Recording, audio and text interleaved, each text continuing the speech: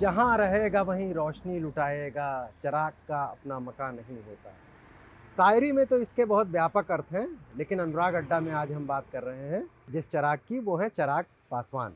बिहार की राजनीति के चिराग पासवान के होर्डिंग्स लखनऊ में जगह जगह लगे हुए हैं, जिसमें लिखा हुआ है कि अब जब अपना नेता है तैयार, तब क्यों ले रहे हो नेता उधार। जी हाँ, उत्तर प्रदेश की राजनीति में पिछले 10 दिन में ही देखा जाए तो बिहार के दो महत्वपूर्ण चेहरों ने एंट्री मार दी है। मुकेश सहनी अभी परसों नरसों ही जौनपुर, मिर्जापुर तमाम जगह कार्यक्रम करके गए। संजय निषाद पर बहुत भड़के और कहा कि अनुसूचित जाति का आरक्षण भारतीय जनता पार्टी से नहीं दिला पा रहे हैं। और अब चिराग पासवान आ गए हैं। चिराग पासवान की पार्टी के जमुई से सांसद अरुण भारती ने बाकायदा प्रेस कॉन्फ्रेंस की और कहा कि हम उत्तर प्रदेश में चुनाव लड़ने की सोच रहे हैं। बिहार में चिराग पासवान भारतीय जनता पार्टी के साथ हैं, केंद्र में भी भारतीय जनता पार्टी के साथ हैं, थोड़ा बृहत्तर अर्थों में कहिए तो एनडीए के साथ हैं। फिर वो उत्तर प्रदेश में क्यों आए हैं? अब इसकी क्या जुगत हो सकती है? क्या मतलब अपना वोट परसेंटेज बढ़ाना चाहते हैं, कुछ संगठन उत्तर प्रदेश में रखना चाहते हैं? अरुण भारती ने यह भी कहा कि संगठन बड़ा करेंगे, कोशिश करेंगे कि पार्टी को थोड़ा बड़ा दर्जा मिले, राष्ट्रीय पार्टी बन जाए। लेकिन बिहार में तो उनकी पार्टी को अच्छा खासा वोट मिलता है, लेकिन उत्तर प्रदेश में कितना मिलेगा, क्या मिलेगा, ये देखने वाली बात होगी।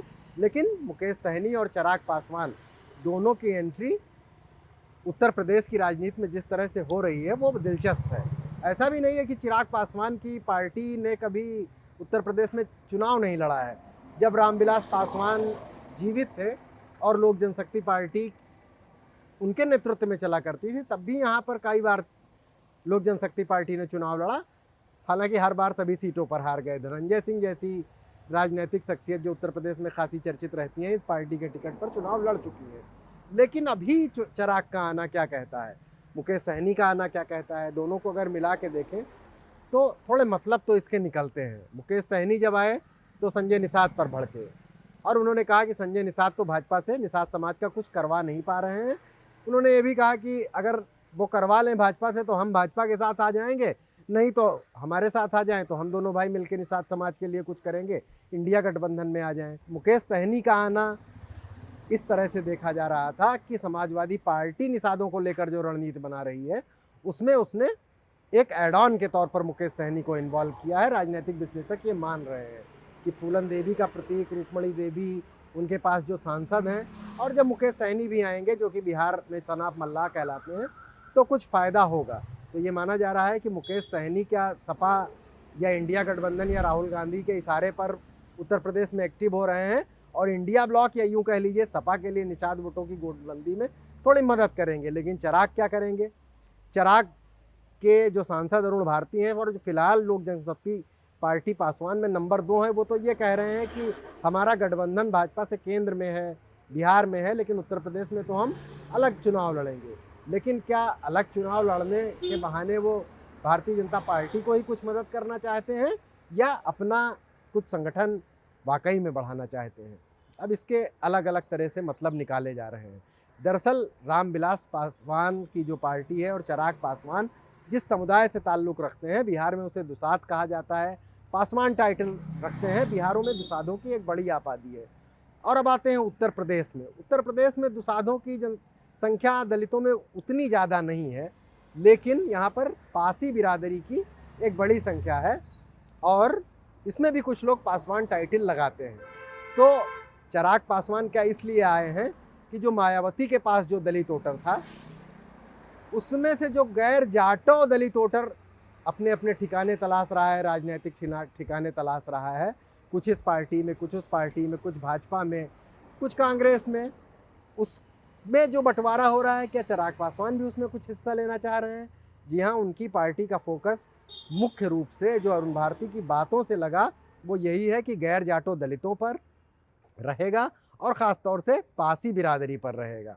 अब पासी बिरादरी को दुसाध समाज से आने वाले, क्योंकि अगर जातीय गणित पर जाएंगे तो अगर जो जाति की जानने वाले और जातियों की जो सामाजिक तरह से कैसे व्यवहार करती हैं, वो ये कहते हैं कि दुसाध और पासी तो एकदम अलग अलग जातियां हैं, हम लोग तो अलग अलग हैं। बिहार में भी लोग ऐसा कहते हैं।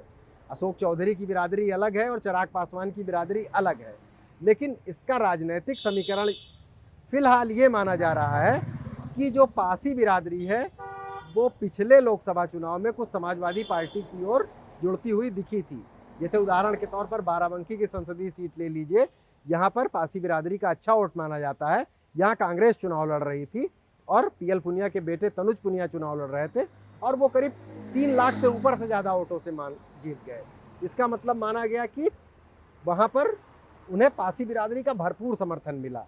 और इसके अलावा भी कौशाम्बी के आसपास इंद्रजीत सरोज एक्टिव हैं, जो बसपा से आए हैं और वो पासी बिरादरी को काफ़ी कुछ एक्टिव कर रहे हैं समाजवादी पार्टी के फेवर में।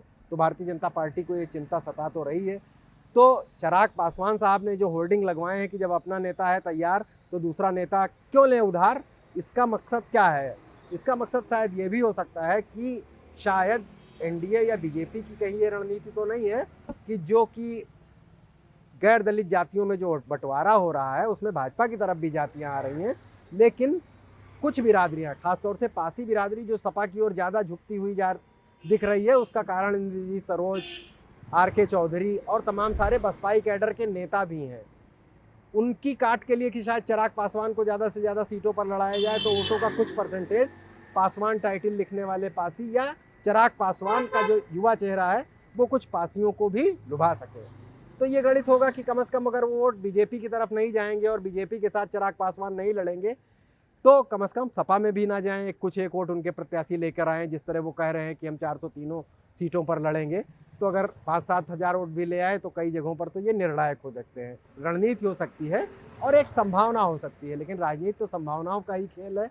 ये भी हो सकता है कि चिराग पासवान शायद अपना जनाधार बढ़ाना चाह रहे हो या कुछ आगे करते करते राजनीति में भारतीय जनता पार्टी पर कुछ इस तरह का दबाव बना लें कि उन्हें कुछ सीटें उत्तर प्रदेश में एनडीए के बैनर के तले ही लड़ने को मिल जाएं। खैर जो भी हो, लेकिन 2 चेहरे उत्तर प्रदेश की राजनीति में बिहार के आ चुके हैं, एक सनाफ मल्लाह मुकेश सहनी जी और एक रामविलास पासवान के बेटे लोक जनशक्ति पार्टी पासवान वाले चिराग पासवान जी। तो अब ये कैसे कैसे समीकरण बनाएंगे इस पर हमने थोड़ी चर्चा की ही है और इनकी संभावनाएं राजनीति में क्या हो सकती हैं, लेकिन बिहारियों की उत्तर प्रदेश की राजनीति में ये एंट्री दिलचस्प तो है ही और जैसे जैसे ये बढ़ेगा तो ये और समझ में आएगा कि इसके पीछे रणनीति और रूपरेखा क्या है और कौन किस पार्टी को कितना फ़ायदा पहुंचाएगा। अनुराग अड्डा में आज यहीं तक, कल फिर किसी नए मुद्दे के साथ हाजिर होंगे। तब तक के लिए इजाज़त दीजिए। धन्यवाद, नमस्कार। देखते रहिए बोले भारत, अपनी राय से भी हमें अवगत कराइए।